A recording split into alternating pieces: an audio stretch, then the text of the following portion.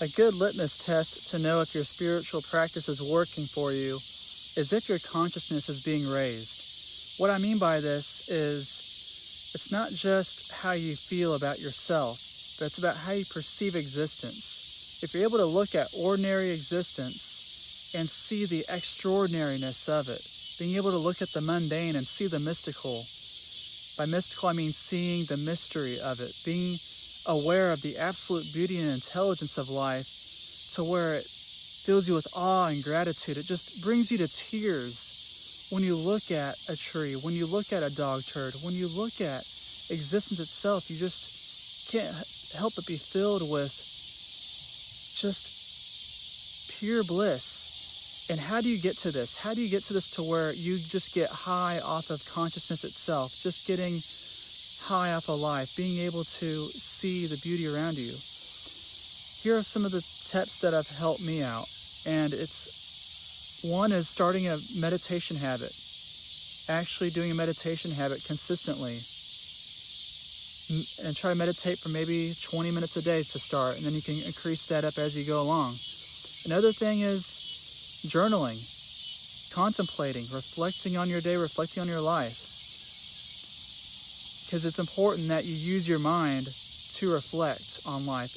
I would encourage you to have a habit of looking up at the stars at night and just contemplate your own existence. Start thinking about what it even means for you to exist and what your purpose is and what life is about. Contemplate daily.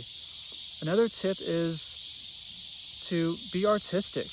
Draw, make sculptures, do something artistic that gets you out of your head and into the present moment. Another thing is playing with dogs, playing with animals, getting into a playful state. Playing with animals can be great, and also getting in nature, actually walking through nature.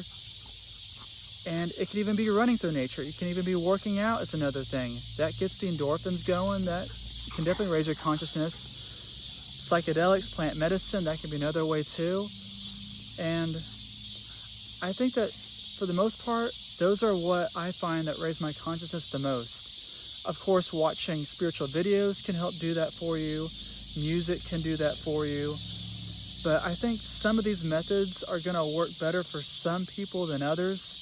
Find out which one works for you, but I recommend at the minimum, have a meditation habit, have a contemplation habit, have a self-inquiry habit. You need to get in touch with the mystery of existence and start meditating, quieting the mind, and also self-inquiry to really question yourself.